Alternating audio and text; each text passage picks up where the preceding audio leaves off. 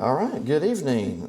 My name is John Vining, of course, and this is a Catholic point of view. And tonight's episode, we're going to talk about the Spanish Inquisition. Nobody expects the Spanish Inquisition. Well, that's not true, because they really did. They're very public about it. So maybe when I mention those terms, you think of Monty Python. Of course, you may even remember the musical in History of the World Part 1, where Mel Brooks is dancing and singing, and the lyrics are quite clever. So enjoy both of those. Please check them out when you can. They are quite funny. But what's not so funny is the Spanish Inquisition.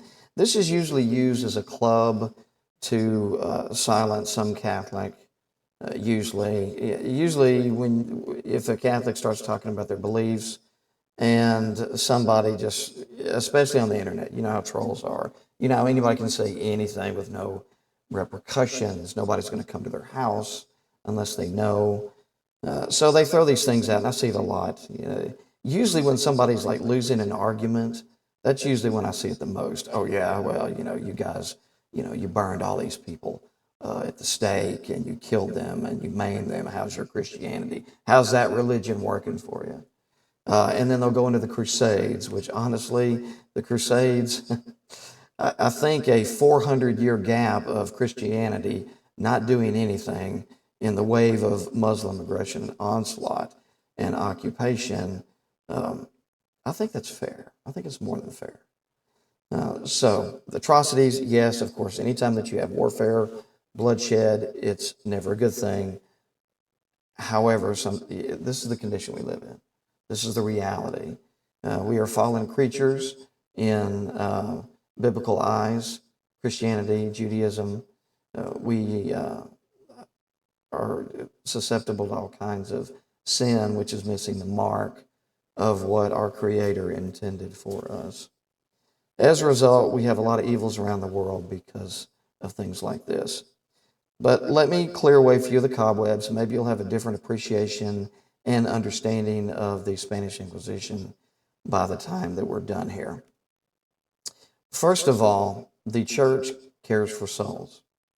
And the Spanish Inquisition, or any Inquisition, is directed to those inside the church. So if you were a Jew or a Muslim living in Spain during that time, you're not the target. These are inquisitors that are coming in and looking at the ones that are professing to be Catholics. They are professing to do this, but they don't really believe that they are. And so they're investigating them. There have been times where Jews have been the result of anti-Semitism, and they have been kicked out of the realm of many Christian monarchs. I might touch on that a little bit. But what's the reason? What's the heresy? Well, the heresy is the holding or promoting beliefs or doctrines that contradict the established Orthodox teaching. This is something that is very foreign to us living in the 21st century. We don't run around and we don't try to burn somebody at the stake because they believe different than us. But you have to understand the nature of the government back then. Heresy was a destabilizing force. It was often violent, and you had mobs. You can see a lot of this kind of thing when the Protestant Reformation broke out. If you do look at it, you see a lot of bloodshed. You see a lot of war. You see a lot of factions and things. So it can be a very destabilizing thing. Heresy first became a crime of state in the Roman Empire in 380 AD. Obviously, Christ lives and dies and resurrects around 33 AD. And so you have these hundreds of years before heresy is a crime. So heresy being punished by the state is a medieval thing. It is a Roman thing that was handed down, and the church was caught up in it, frankly. So the first instance that I found of somebody being executed for having heresy was in 386, 6 years after the Edict of Thessalonica under the Emperor Theodosius I. Well, that was when the edict was, but the actual execution was under a different one. Okay, this made Nicene Christianity the state religion and introduced the state's authority to enforce orthodoxy, criminalizing heresy under civil law. Within 6 years of the first execution for heresy took place, as I said, in 386 AD, with the condemnation of Priscillian. All right, so who is this guy? And what's his crimes, other than just he's a heretic? Well, he was a wealthy nobleman, the bishop of Avila in Roman Hispania, which is Spain, the Iberian Peninsula. He was accused of heresy and sorcery. He was tried in a secular court under the Roman Emperor Maximus at Trier. There was a protest to this, and there was a protest lodged by the church. There was a protest lodged by Pope Sirius, Siricius. Good luck in pronouncing that one. But the Pope protested this execution. Ambrose of Milan, he's a very famous figure. If you go back, you can find many quotes by him, very influential in the church. And Martin of Tours protested, saying, this is a church matter. We don't really want the secular state killing people for heresy. We want to handle it. It is something that should be done in-house, done according to principles and limitations, etc. But obviously they were overruled. As I said, heresy is seen as a destabilizing force, violent against a monarch, a king, or an emperor, would govern a unified people in a matter of religion and unity of faith more easily. Coexisting proved dangerous in a realm. So that's one of the things that you do have to remember before you just give this blanket condemnation of something. Where abuses did occur. I'm not whitewashing anything. Let me give you a few facts before we get into the real meat. Spanish Inquisition starts off in 1478. It lasts all the way to 1834. That's about 350 years. Pope Sixtus IV authorized the Inquisition at the request of King Ferdinand II and Isabella of Spain. And he did this with a papal bull, which is a document, Exegesit Sincere Devotionis Affectus. But it soon became a tool of royal rather than papal authority. Started in Seville, Spain. Some of you may know the Barber of Seville song, same place, in 1480. Another fact that we need to get out of the way at the very beginning, we have surviving trial records.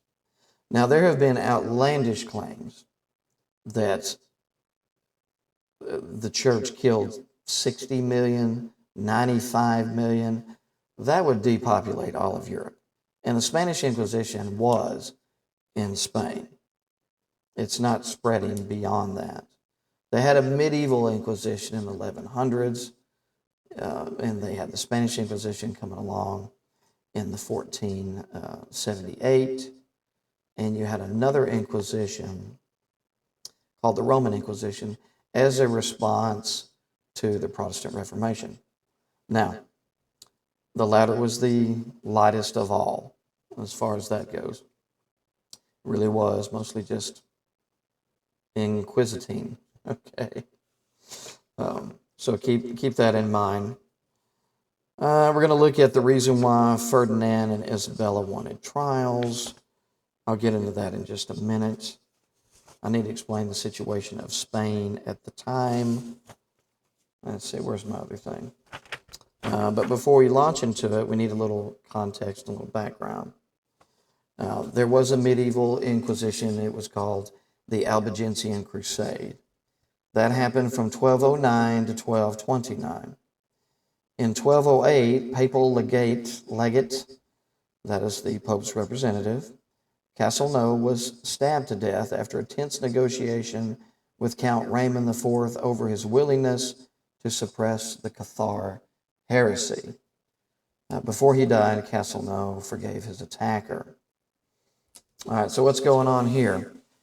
In the south of France, called the Languedoc, you had some French nobles, and they protected and housed these Cathars, which had kind of a competing religious system with Catholicism. Yet there were many differences. They're referred to as the pure ones, and their beliefs, see if you like them.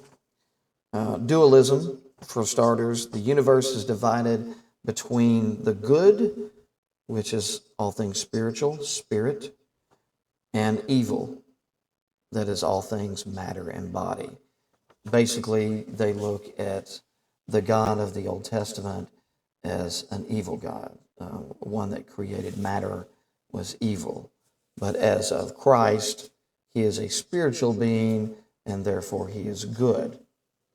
They believed in reincarnation, believe it or not. Reincarnation until enough cycles purifies the souls. Now, the reason why the Cathars and their beliefs were in France was not that they just came up whole cloth. They came from the East, and they disseminated their way. But what's the problem? Well, if you've got some nobles with a group that is contrary to the Catholic faith, contrary to the social order, they could foment violence and rebellion. And they did. You know, the papal's legate was killed. Although some believe possibly it was Count Raymond himself after the tense negotiation. There are allegations that there was a plot after the Pope's representative came, and what they were going to do was they were going to assassinate him. So it's tricky stuff. It's destabilizing stuff. And kings and emperors love to punish it and get rid of the problem. Because if you do executions on a very rigorous basis, your problems tend to go away. We don't do that today. And we certainly don't do that in this country. We wouldn't even think of doing that. But imagine a problem that you have with a certain group of people, and if you eliminate them, it goes away. So that's a little bit on the belief side. They rejected the Old Testament. They rejected the sacraments, worship, the cross, and Christ was seen as a pure spiritual being without a physical incarnation, which is the opposite of what Catholics believe and even what Protestants believe. Of course, they believe in the incarnation. They believe God became man in the person of Christ. This was rejected. He was nothing but spiritual, on the cross, illusions, things like that. They were strict vegetarians or pescatarian, which I believe is you can eat fish. Sexual relations were mostly forbidden. They were flesh, they were matter. Marriage was shunned completely, although occasionally they did make some exceptions for sexual relations at times. But for the most part, they lived a very strange life as opposed to the social order. And so it was suppressed. Count Raymond would not give up the Cathars or do anything to hinder the way they believed or the way they practiced. In fact, I believe they had some of Cathars were actually serving and helping him. But he wasn't the King of France. The King of France was Philip II at this time.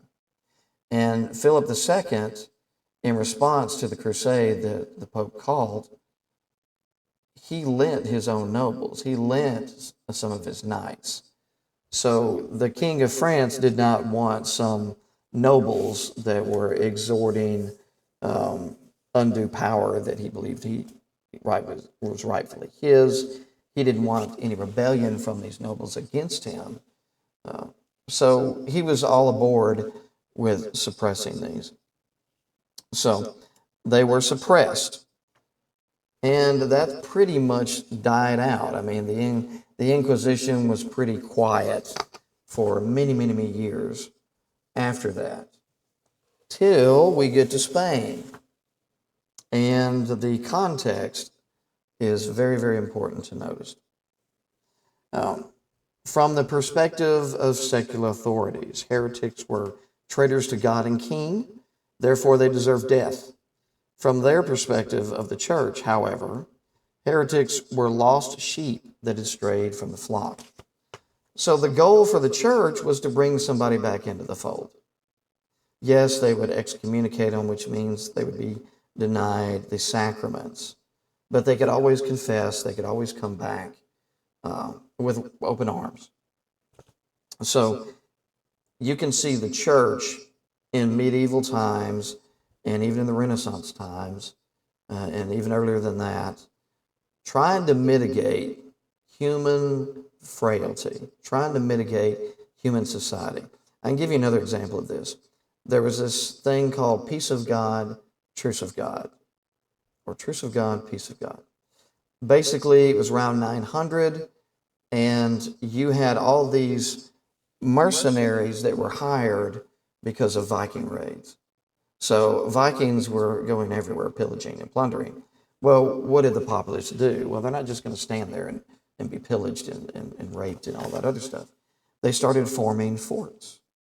They started hiring mercenaries. They started having walls and things, and it was much more difficult for the Vikings to besiege and take over. So it was a formula that was working. To stave off the Vikings, we got to have walls, we got to have towers, we have to have mercenaries. Well, what do you do when the Viking threat or the threat of invasion and war is over? You have a lot of mercenaries and knights and squires, and they have nothing to do but fight amongst themselves. Sadly to say, they would do that. But the church tried to limit this. They said, look, you cannot cross swords in a church. That's it. This is sacred ground. You know, go to your Highlander movie from 1986. You know, where they refuse to battle at the church because it's holy ground. So you can see the church, if you look, if you're honest, if you look, you can see where the church has taken measures to mitigate human weaknesses and sin. You know, even in the 1500s, you have prohibitions against slavery over in the New World that was perpetuated by a pope. You know, so you see these things come up. But back to Spain. Spain was different from the rest of Europe. It was conquered by Muslim jihad in the 8th century. The Iberian Peninsula, which includes Portugal, had been a place of near constant warfare because the borders between Muslim and Christian kingdoms shifted rapidly over the centuries. It was in most rulers' interest to practice a fair degree of tolerance for the other religions. The ability of Muslims and Christians and Jews to live together, called convivencia by the Spanish, was a rarity in the Middle Ages. Indeed, Spain was one of the most diverse and tolerant places in medieval Europe. England, let's indict England here. England expelled all of its Jews in 1290. France did the same in 1306.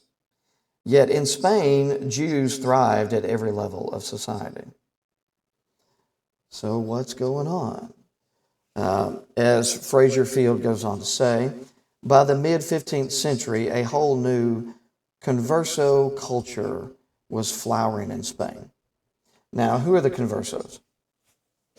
The conversos are Jews and Muslims that are living in Spain, and they were pretty much at first forced to convert, forced to be baptized, but basically to maintain stability, they wanted them that way.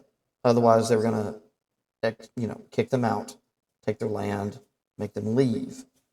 So there were some that, okay, we'll just pretend we're Catholic. but we're really Jewish. And the Muslims we'll just pretend we're Catholic, but we're really Muslim. So we're going to go ahead and practice these things and still continue to live the way we lived. And that was the case with some. It is that way. They weren't very loyal to Ferdinand and Isabella. And if you recognize that name, that's the king and queen that Columbus got his funding for. So we're talking about those people. But they were uniting Spain. You've got one side over here, one side over here marries that. They meld it together, make a centralized monarchy, and off we go. But you still have these problems. So these conversos, even though some of them are quite Christian, I mean, they were quite Catholic at one point, but there were some that weren't. But Fraser goes on to say that by the mid-15th century, the culture was flowering in Spain, Jewish in ethnicity and culture, but Catholic in religion. The conversos, whether new converts themselves or descendants of converts, took enormous pride in that culture. Some even asserted that they were better than the old Christians. So some of these people even thought they were better because they had Jewish ties. They thought they were the super Christian of the day. And I have it on record here. This is fascinating. Fascinating quote that we've got here. So here's a quote, all right? Since as Jews, they were related by blood to Christ himself.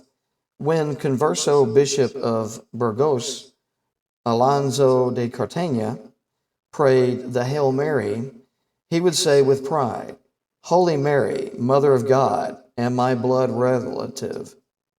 I messed that up, tongue-tied. He said, Holy Mary, Mother of God, and my blood relative, pray for us sinners. So whether the first conversos were real happy about being forced to, or with pressure, they could have left. They could have left, but they would have lost their fortunes. But it looks like some later on, they were taking pride in this. And so some of these were actually thoroughly Catholic. They were thoroughly Christian at the time. So what's going on? The vast majority of these were good Catholics, simply took pride in their Jewish heritage. Surprisingly, many modern authors, indeed many Jewish authors, have embraced these anti-Semitic fantasies. It is common today to hear that the conversos really were secret Jews struggling to keep their faith hidden under the tyranny of Catholicism. Even the American Heritage Dictionary describes converso as a Spanish or Portuguese Jew who converted outwardly to Christianity in the late Middle Ages so as to avoid persecution or expulsion, though often continuing to practice Judaism in secret. This is simply false. Didn't happen. So some of these really were Christians. And the church was not inquiring of regular Jews and regular Muslims. Okay? These were the in-house people. These are the people that said they were Catholic.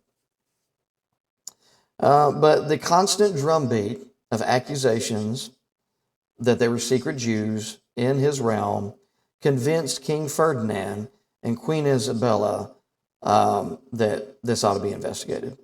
So, responding to their request, Pope Sixtus IV issued the bull that I talked about earlier, November the 1st, 1478, allowing the crown to form an inquisitorial tribunal consisting of 2 or 3 priests over the age of 40, as was now the custom. The monarchs would have complete authority over the inquisitors and Inquisition. This is very important. The monarchs would have complete control over the inquisitors. The church really gets blamed for this. The actual record is showing something a little more nuanced. It's showing also, in stark terms, that the secular state was running the show. Yes, you had clergy, but appointed by who? All right, so at this point, they're not appointed, they're just, the Pope said, okay, that's fine. That's your man, fine. We'll put them in our rolls. In the early, rapidly expanding years, there was plenty of abuse and confusion. Most accused conversos were acquitted, but not all. Well-publicized burnings, often because of blatantly false testimony, justifiably frightened other conversos. Those with enemies often fled the town before they could be denounced. Everywhere they looked, the inquisitors found more accusers. At the Inquisition expanded into Aragon, hysteria levels reached new heights. All right, so sum up if I went too fast. They started having a problem, and there were abuses going on, and people were getting killed, and the Pope decides to step in. Pope Sixtus IV attempted to put a stop to it. On April 18th, 1482, he wrote to the Bishop of Spain. In Aragon, my nose itches, I do this because my nose itches. In Aragon, Valencia, Mallorca, Catalonia, the Inquisition has for some time been moved not by zeal for the faith and the salvation of souls, but by lust for wealth. Many true and faithful Christians, on the testimony of enemies, rivals, slaves, and other lower and even less proper persons, have without any legitimate proof been thrust into secular prisons, tortured, condemned as relapsed heretics, deprived of their goods and property, and handed over to the secular arm to be executed, to the peril of souls, setting a pernicious example, causing disgust to many. Again, the church is seeing abuses by the secular state. The Pope writes a letter that this is wrong, this cannot be. Sixtus ordered the bishops, because they are beholden to him when he speaks, to take direct control over all future tribunals. They would ensure that the church's well-established norms of justice were respected. The accused were to have legal counsel and the right to appeal their case to Rome. Have you heard of anything like that when it comes to the Spanish Inquisition? These are dug up from actual records. Does anything that I'm saying sound like what you have in your mind, where you've got men in black or red robes and they're beating prisoners to death and they're just on a greedy takeover, capricious, things like that? This is what's going on. This is the actual history. One of the things, I do have a history degree for those that do not know. So I do like to bring history into these talks. And we may even delve into more history as it relates to Catholicism in future episodes.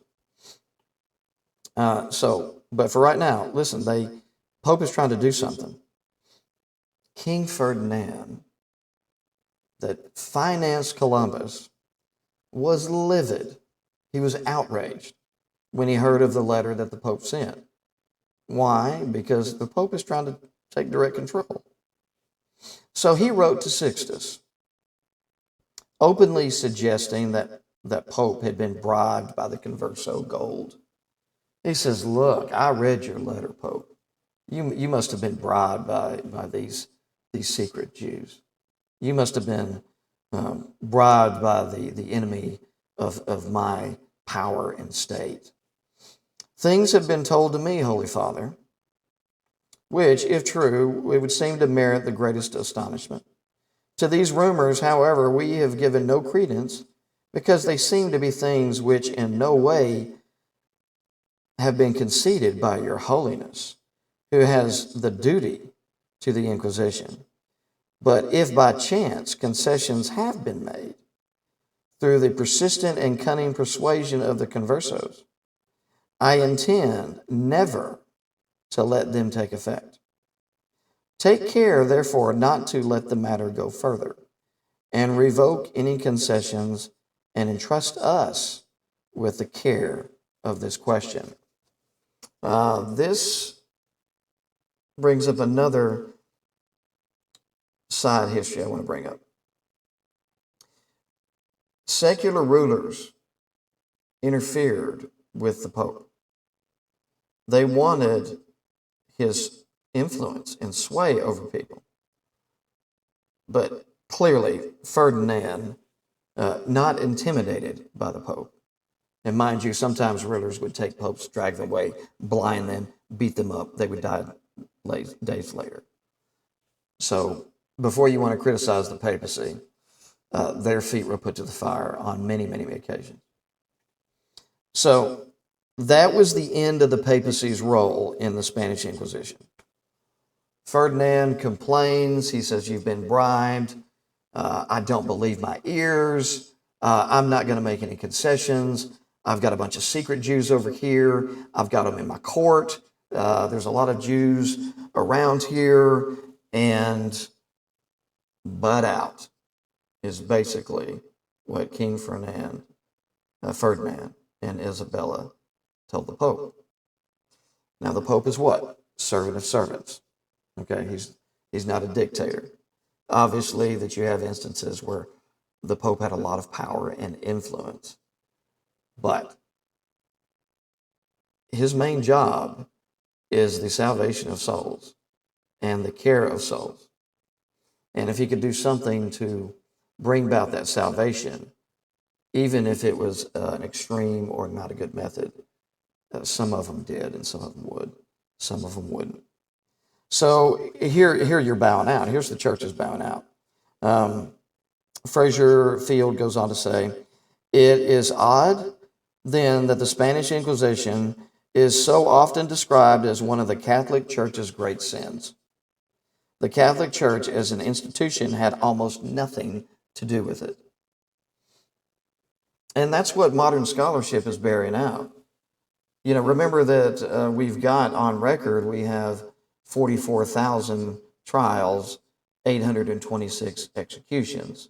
Now, historians have gone in and looked at that, and they've upped the number because they're like, obviously, there's some records missing. But we'll touch on that toward the end here.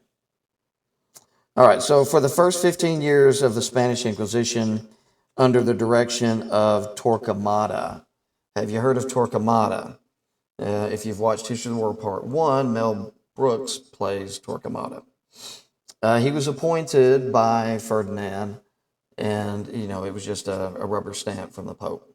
Fine, you handle it. And he's the Grand Inquisitor. And he's on the cruel side, and he's zealous, and he's not all that ethical. So from that standpoint, yeah, most history has gotten that right. Even Mel Brooks got that right as far as that goes. So the first 15 years, they were the deadliest. Approximately 2,000 conversos were put to the flames. By 1500, however, the hysteria had calmed. Torquemada's successor, the Cardinal Archbishop of Toledo, Francisco Jimenez de Cisneros, worked hard to reform the Inquisition, removing bad apples and reforming procedures.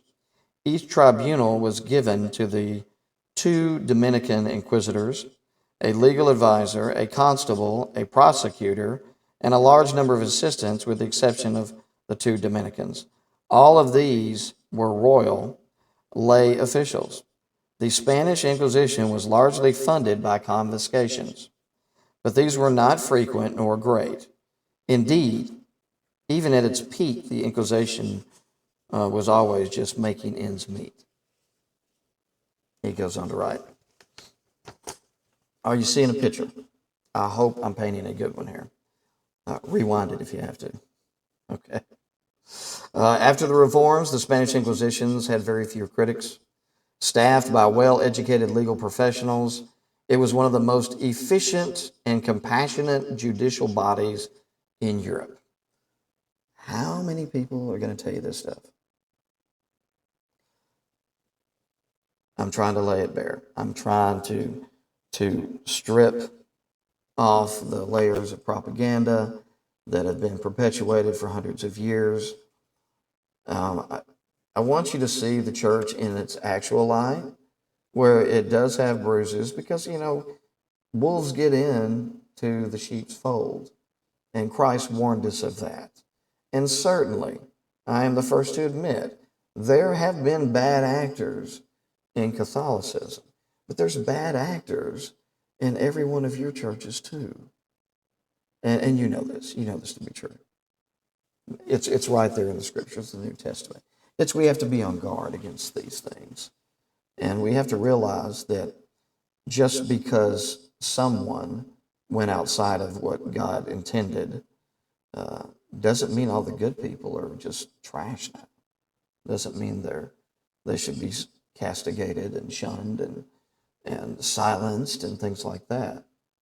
You know, God has good people in his church. I'm sure you have good people in your church.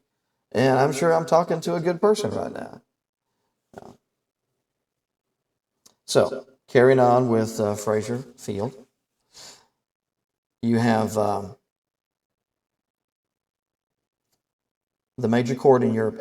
Okay, let me back up here. It was one of the most efficient and compassionate judicial bodies in Europe. No major court in Europe executed fewer people than the Spanish Inquisition. So all the secular courts were killing people left and right, and the Spanish Inquisition was very low compared to what the rest of Europe was doing. That's one of those layers that has been peeled back from the onion here. Remember, this was a time, after all, when damaging shrubs in a public garden in London carried a death penalty. Across Europe, executions were everyday events. But not so with the Spanish Inquisition. In its 350-year lifespan, only about 4,000, and it may have been anywhere from 2 to 5, 4,000 were put to the stake. Compare that with the witch hunts that raged across the rest of the Catholic and Protestant Europe, in which 60,000 people, mostly women, were roasted. Roasted. Spain was spared this hysteria precisely because the Spanish Inquisition stopped it at its border. When the first accusations of witchcraft surfaced in northern Spain, the Inquisition sent its people to investigate. These trained legal scholars found no believable evidence for witches, Sabbaths, black magic, or baby roasting. It was also noted that those confessing to witchcraft had a curious inability to fly through keyholes. Humor intended. While Europeans were throwing women onto bonfires with abandon, the Spanish Inquisition slammed the door shut on this insanity. For the record, the Roman Inquisition also kept the witch craze from infecting Italy. So what about these dark dungeons that you hear about? What about these portrayals? I can even talk about some of the torture devices. Some of the ones that you think of, like an Iron Maiden, where they get in this coffin-like thing and the nails go shut. And no, that's not part of it. I don't know that may be just a museum piece. I don't know of any record I've ever seen or ever heard of anybody being killed by an Iron Maiden. That just looks like some kind of 1800s thing where they were thrown in a museum. I don't know. Maybe look it up for me. Let me know. Let me know, where did the Iron Maiden originate? But I certainly have not ever run across any record of anybody being killed by one. What they did have was they did have the, I don't want to butcher this, but the Strapado. It's Strapado. This is an interesting thing. This would hurt very much. You're tied behind your back, and then you're hoisted high into the air. You know, you leave yourself up there for a long time. And by the way, they didn't leave them up there long. You know, when they used this, they didn't leave them up there very long at all. If you did, you would probably do some serious damage to them. You know, pulling their shoulders out of joint and everything else. You know, so they have these drawings of a person dangling in the air with his hands behind his back. That had to be excruciating just from gravity alone. They also had thumb screws. You know, they would get it and they would do that. The most common thing is the rack. But I mean, honestly, every time I see a rack, I want to get on it. I want to stretch my back out. You know, I'm sure it's painful when you start cranking down. If somebody put me on one, but Maybe I could just do like a low setting. That would feel, even now, that would feel good in my back right now. But those are the main things. They would do something almost like waterboarding, something similar where they're just, just pouring liquids down you and things like that. But you're going to be surprised at the limits that they had on this. All right, so what about the dark dungeons, the torture chambers? The Spanish Inquisition had jails, of course, but they were neither especially dark nor dungeon-like. Indeed, as far as prisons go, they were widely considered the best in Europe. They were instances, and this is documented, of criminals in Spain purposely blaspheming so they could be transferred to the Inquisition's prisons. So they were better than the regular prisons. The king and the secular powers, they could do anything they wanted to you. But if you get stuck in an Inquisition prison, you had rights, so to speak. You had procedures. You had appeals. You had all kinds of things. Excuse me. Modern researchers have discovered that Spanish Inquisitions applied torture in only 2% of their cases. 2%. And British historian Henry Kamen will tell you that 95% of all of Spain was unaffected by the Inquisition. These were found in the major cities, not the countryside, and most of the people lived in the country. These were found in Seville and these other places. That's pretty judicious. That's pretty low. When you're looking at all these other courts around Europe and how horrible they were and how you didn't get any kind of justice.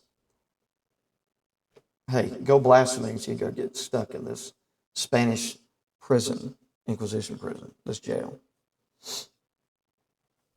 2%. Each instant, and you're not going to believe this. It's true. I have looked it up. I've had to research this thing. AI was referring me to the actual document because they couldn't completely reproduce it, but he was pointing me to where the document actually said it. Torture was limited to a maximum of 15 minutes. When it's done right, when it's done by the church, okay? Those are the limitations. Now, did Torquemada get around some of that? Well, you didn't really have to answer to the Pope. The Pope gets more involved as Torquemada gets a little bit older. And I'll talk about that before we end tonight. 15 minutes. That's pretty drastic from what you're used to hearing about the Spanish Inquisition. So, using the Spanish Inquisition to beat up Catholics because you don't like them, or you don't like their doctrine, that's a red herring. Okay. At the very least, Catholic can say, look, the church cares, and they're trying to mitigate things. Yes, abuses happen, and yes, we will own that, and we do try to correct our own, and we will even apologize. But the intent, what's on paper, always trying to mitigate things, always trying to better human life and productivity. Only 1% of the cases was torture applied twice. 1% torture was applied twice. And never for a third time. And they were only doing it to get a confession. That's it. They weren't doing it to punish. They were saying, confess this, blah, blah, blah, and they would apply the pressure.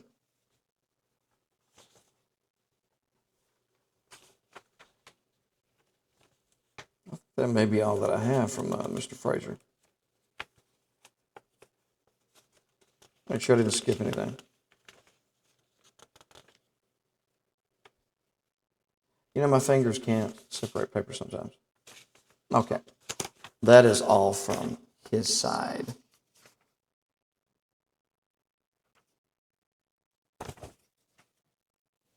Now I got to go back to my notes that I wrote down.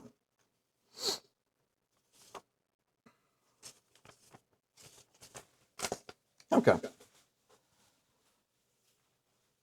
We have an instance where initially Ferdinand and Isabella didn't believe there was a conversos problem. They didn't believe there was this secret Judaism.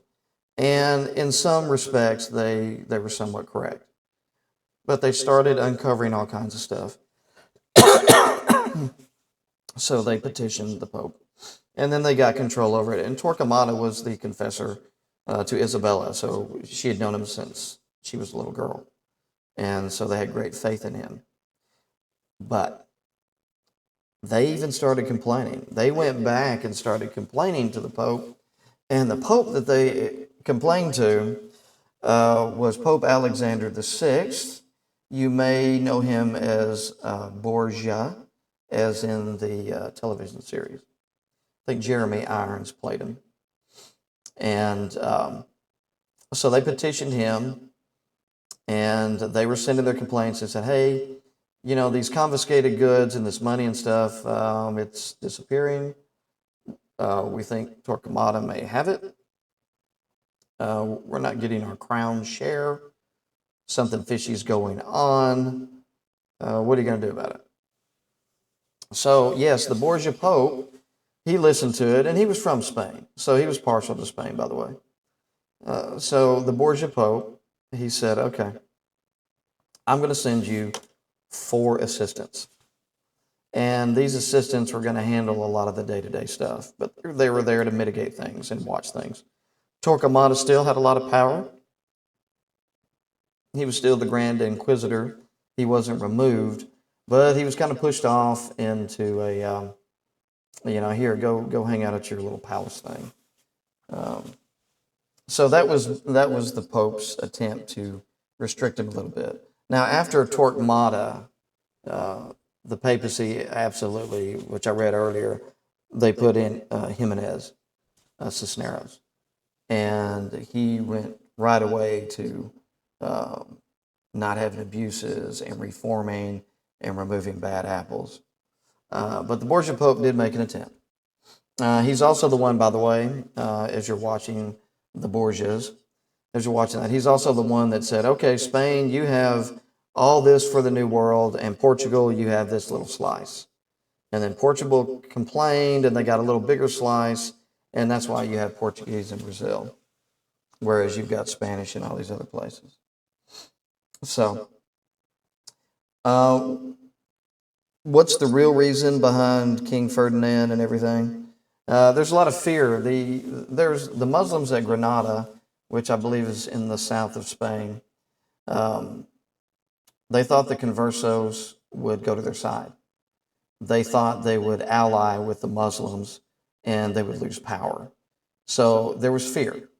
There was fear they would lose their kingdom. They were already hell-bent on trying to unite the whole country, kick out the Muslims.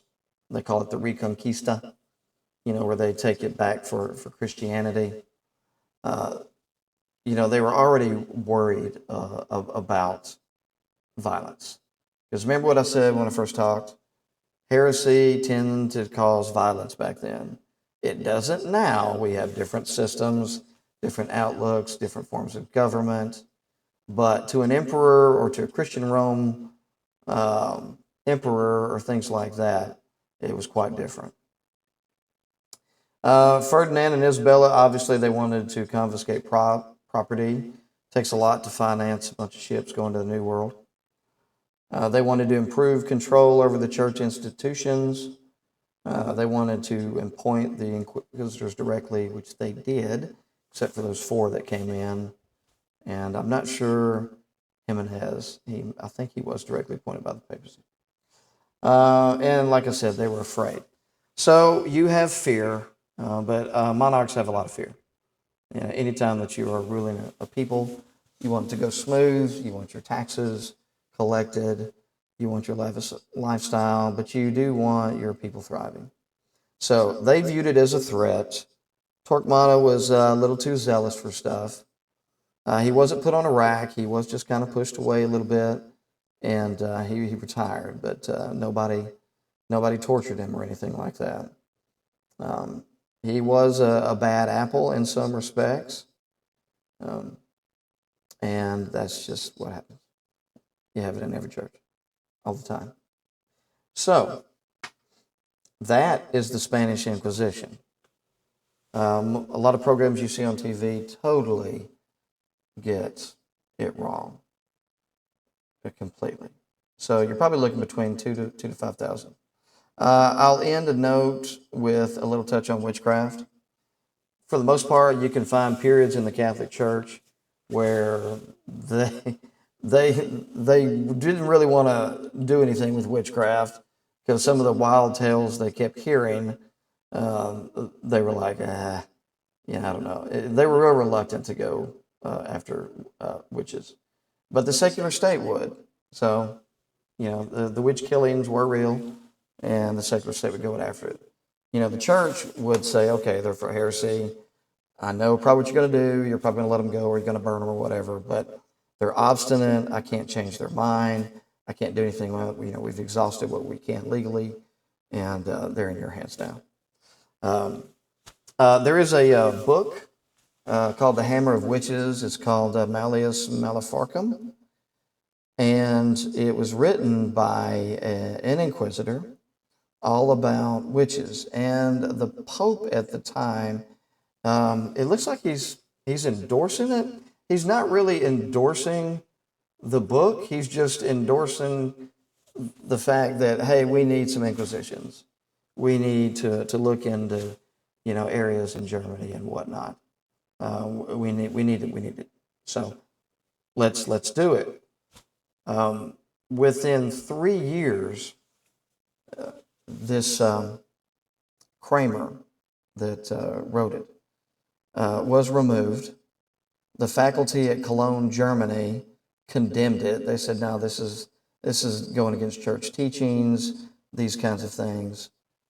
So the Catholic Church does not get the reputation of the witch hunts as much as the Protestants do, although there are instances where the Catholics did, go after witches. But for the most part, they thought, hey, we're not going to mess with superstition. It's some superstition stuff. They're not flying through keyholes. I don't see them going by the moon at night on a broom. But yet there were some that were very zealous, and this Hammer of Witches is a how-to and what to look for, but the church pretty much rejected it. The theologian said, yeah, forget this. Okay. Black legends came up against Spain for one reason, and in this Protestant Reformation, Spain was Catholic. Spain was Habsburg, had a bunch of different territories. It was huge, and Spain defeated the Protestants on the battlefield, but the Protestants won the propaganda war. And the fact that I'm having to talk about this stuff in 2025 pretty much says I think the Protestants won the propaganda war. So it's taken centuries to peel back these layers of onions and get to what's actually true and what's actually false. So if you disagree with Catholics, come up with some other reason other than, hey, you're all bad guys. You were terrible, because hardly anybody was. They made judicial life better, for those that could get into their courts in 15 minutes. Remember that, 15 minutes. Now, nobody, I'm sure that feels like a lifetime, but that doesn't sound like a bloodthirsty, corrupt institution trying to punish people for having free thought. It's just not there. There is no there. So I hope you enjoyed it. I'm going to end tonight. This was promised earlier this week, so I really hope you enjoyed it. Let me know. Inbox me what you thought of it, or leave me a comment or something like that. But please go through it all the way. Some people do this, and I try not to do this, but some people like, oh, well, let's look at 10 minutes of it, and then well, I didn't watch it all, and then I'm going to criticize this. So the Spanish Inquisition is not exactly what you thought. And I hope you learned something. So you have a good night. God bless you all.